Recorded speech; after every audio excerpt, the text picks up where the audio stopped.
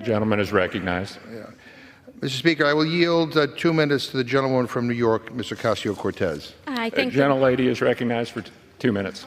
I thank the ranking member. Mr. Chair, I think the Republican side of the aisle made the case quite clearly today as to why we should not vote for censure.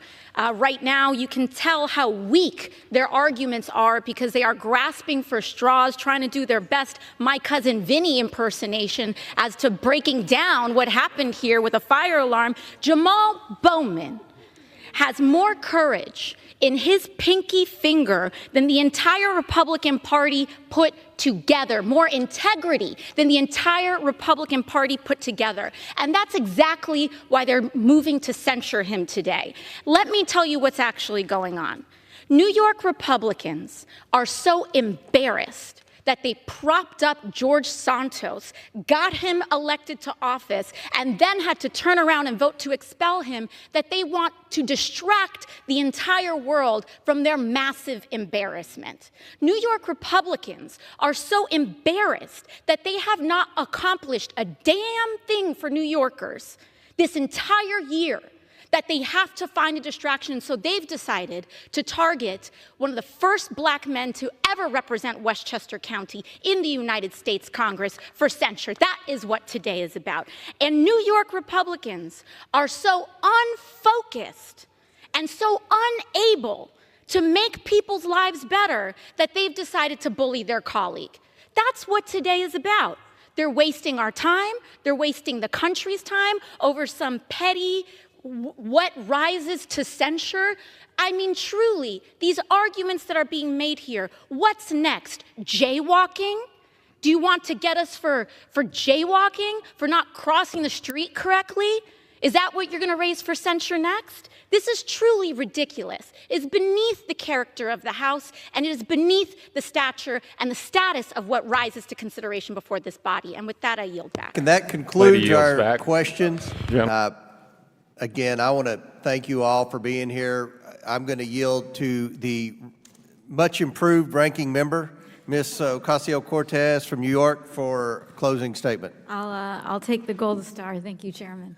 And I'd like to thank our witnesses here today. Once again, we acknowledge fully that this is not easy and that your respect, your service and your public service here is respected and acknowledged and valued. So thank you. Thank you for your testimony.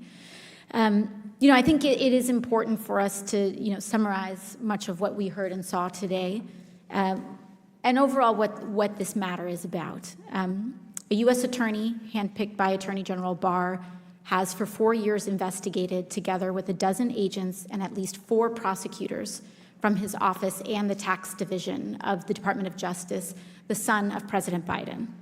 Hunter Biden has been charged with a felony and misdemeanors, and 2 misdemeanors, and he is pleading guilty to several crimes and submitting to sentencing by an appointed judge, a Trump-appointed judge. However, we are also seeing today is an effort to find some issue with this prosecution, this existing prosecution. This is a person who has admitted to crimes, and finding evidence of political interference, a very serious charge. So much of what we saw today honed in on a conversation, the testimony honed in on a conversation that one of today's witnesses was involved in which Mr. Shapley heard Mr. Weiss to say that he was denied special counsel status. That account had been contradicted by the U.S. Attorney Weiss, who has reiterated several times that he had full authority to bring any charges in any district and had received assurances from the Department of Justice that if he needed special attorney status, not counsel, but rather attorney status to bring those charges, it would be granted.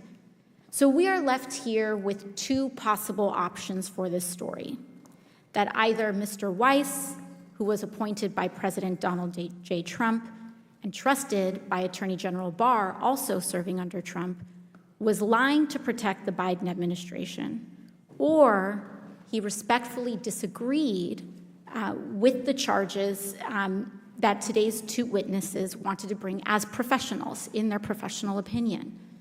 Disagreement over charges is not uncommon. The IRS Criminal Tax Counsel attorneys have disagreed in charging decisions, as we heard here today, 90% of the time. And in this particular case, reviewing attorneys at IRS and the tax division raised issues with the proposed charges. And the witnesses described how Mr. Weiss expressed some concerns about the charges. In fact, in some of the testimony we saw, Mr. Shapley recognized with regard to at least one of the charges which he himself recommended he could, and I am quoting from testimony, quote, see some issues with that would preclude it from being charged. Now, I understand why the two witnesses who testified here today are disappointed after 5 years of investigation. I believe you all are honorable, serving professionals, truly. And that Mr. Weiss disagreed with this analysis of facts. There was absolutely frustration that to not, quote, have a seat at the table, that Mr. Weiss made his decision about how to charge in this case, and he did charge. And that was a decision that he, as the U.S. attorney in charge of the case, was empowered to make.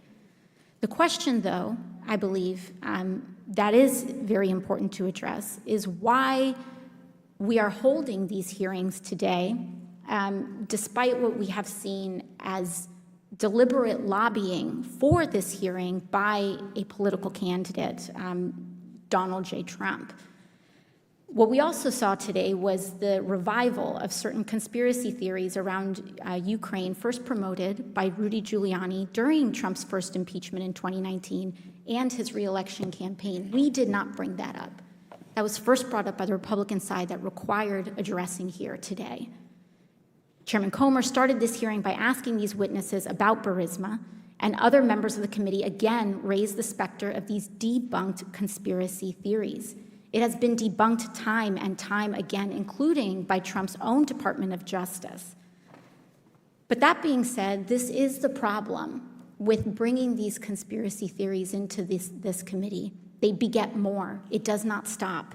And today we have gotten a new conspiracy theory, one that requires us to believe that David Weiss, a Trump-appointed U.S. attorney, trusted by Trump-appointed Attorney General Barr, has somehow been complicit in abetting and concealing a deep state conspiracy to protect Hunter Biden on behalf of the Biden administration when they were selected by Donald Trump.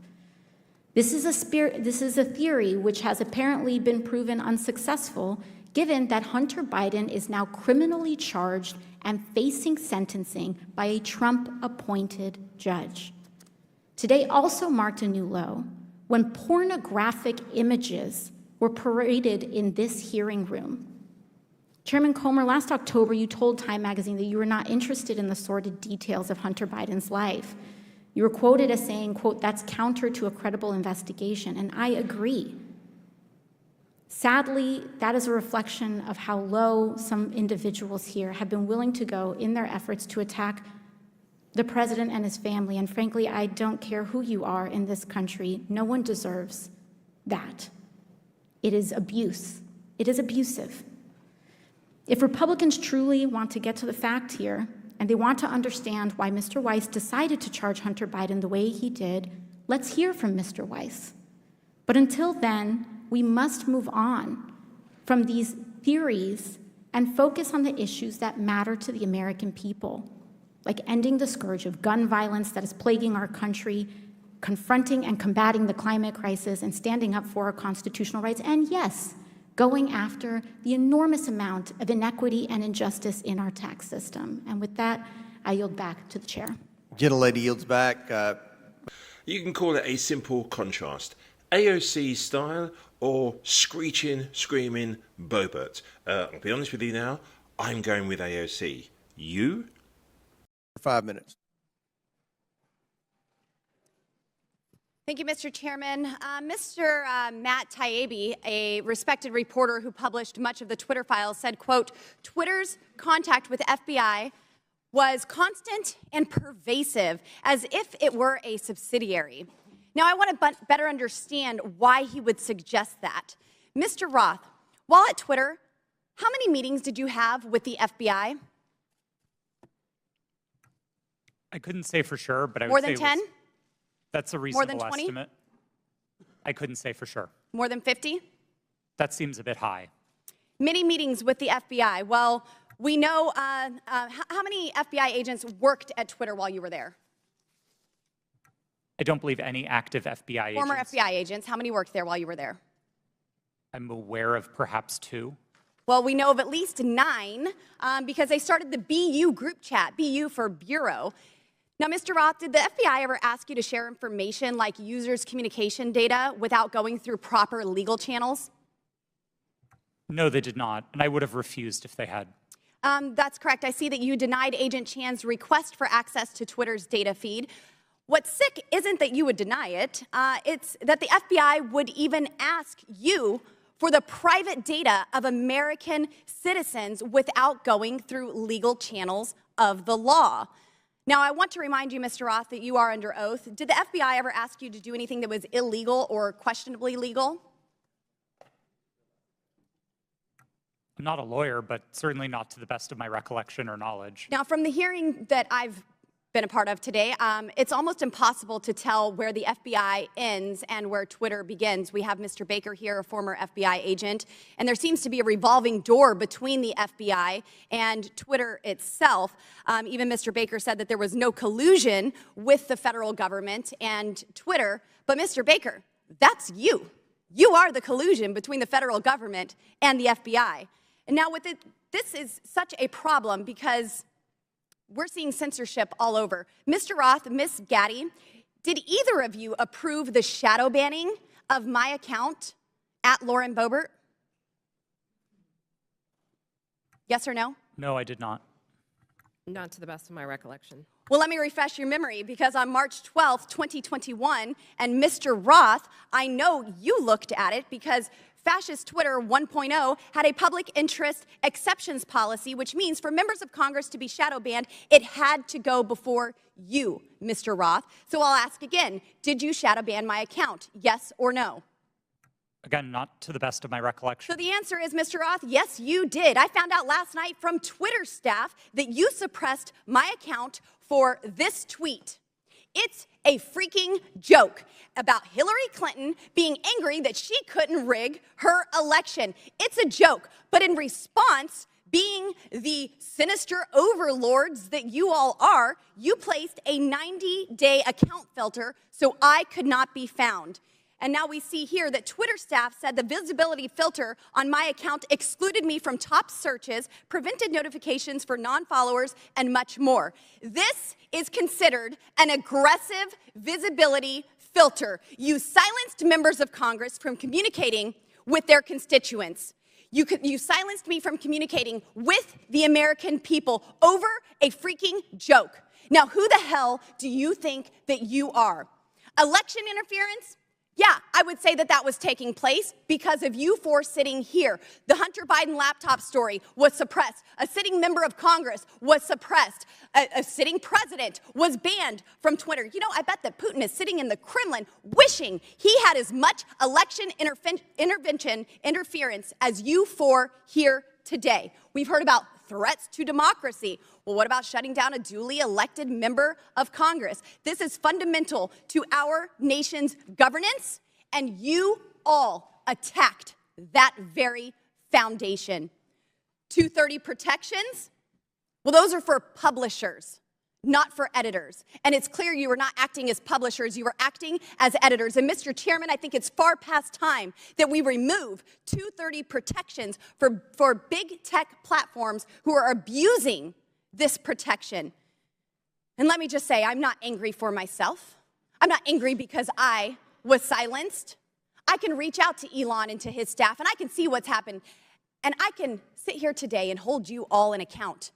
I am angry for the millions of Americans who were silenced because of your decisions, because of your actions, because of your collusion with the federal government. They can't reach out to Elon. They can't sit here today and hold you into account. We don't know where the FBI ends and Twitter begins. Free speech and even Twitter. Mr. Chairman, I yield.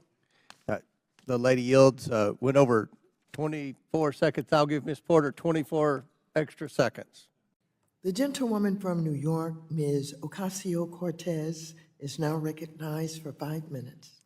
Thank you, Madam Chair, and thank you to all of our witnesses who are here testifying today. I want to dive a little bit into the Paycheck Protection Program and a bit of what we've seen afterwards. I have one of 3 reports here that I'd like to present today, a Forbes report detailing some of the revenues that banks have made during the Paycheck Protection Program, and also digging into a little bit of the fact that when it comes to loan forgiveness, Small Business Administration recently opened a portal for small business owners to appeal directly with them for forgiveness. Chase, Bank of America, and PNC have opted out of that direct program. Is that correct, Mr. Demchik, Mr. Diamond, and Mr. Moynihan? I believe so. Yeah, I'm not aware of it. I'm not aware of the answer. Okay, so for your awareness, your banks have opted out of Paycheck Protection Program forgiveness, Excuse me, that is incorrect. With the portal with the SBA. Thank you. I was trying to finish my sentence. Now, I would like to zero in a little bit on Bank of America. Mr. Moynihan, are you aware of how many PPP loans your bank has facilitated on behalf of its customers? About 400 and almost 500,000, and 95% are forgiven or repaid already. Mm-hmm. And we're finishing up the rest of them. How many of those loans, in terms of the percentage, have those loans been forgiven in full, as opposed to in part? The ones that are forgiven are mostly, vast majority be forgiven in full. In full. What we're starting to see here with some reporting in The Intercept, and this is just one reason why I was curious about the numbers, is that we're starting to see that Bank of America is refusing to forgive some PPP loans in full, but in terms of the portal that Bank of America has set up, it's very difficult to appeal these decisions. And in fact, what we're seeing is that Bank of America had pre-populated a forgiveness amount in their portal, sometimes drastically lower than small business owners had anticipated and had qualified for. And in instances where these small business owners have documentation, there's very little recourse or appeal. Does your portal make it easy to appeal their decisions so that after 2 attempts, the SBA can then take over the case?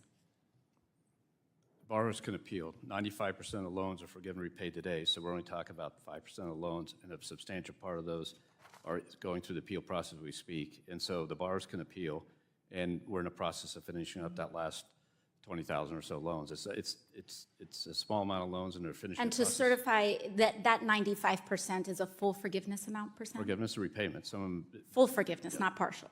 The vast majority are full forgiveness, but I can get the data to you. So is the 90, I apologize, not to, belabor the point, but is that 95% a partial loan forgiveness or a full loan forgiveness rate? They're getting what the borrowers are applying for the forgiveness entitled in the program. 95% of them have gone through or repaid, and the vast majority of them are full forgiveness, but they're entitled to what the program designed. The government designed the program, and we implemented the program very short notice. 500,000 people, 10,000 people working on this program. Mm-hmm. And Easter weekend working on the program to help those borrowers at the time. And so we're finishing that up. It's just let the process go. And a lot of what you're reading, frankly, is not the facts because it's old. It doesn't understand how the math works. And so just give us some time. We'll give you the facts, and you'll see it. Yeah, it's all so in the public. what is the reason that Bank of America chose to opt out of the SBA portal? I can get somebody to give you that. I have no idea of whether, I told you before, I'm not sure we did or didn't, and I have no idea why they would have made the decision, but we are processing loans as fast as anybody. Okay, and I'm sorry, I'm just having a tough time. This is about $25.2 billion in loan amounts in your bank, correct? And not anymore. No, it's down. But at one point in time, and so we are looking, and so you're uncertain as to why the bank has not chosen to enroll in the SBA portal? I said we will get you the information. The amount of loans we have left on this thing is $1 billion or so. It's down to very little amount. No worries. It's all paid back. It's all through. The team did a great job, and we're happy to supply the information to you need. All right, we look forward to it. Thank you very much.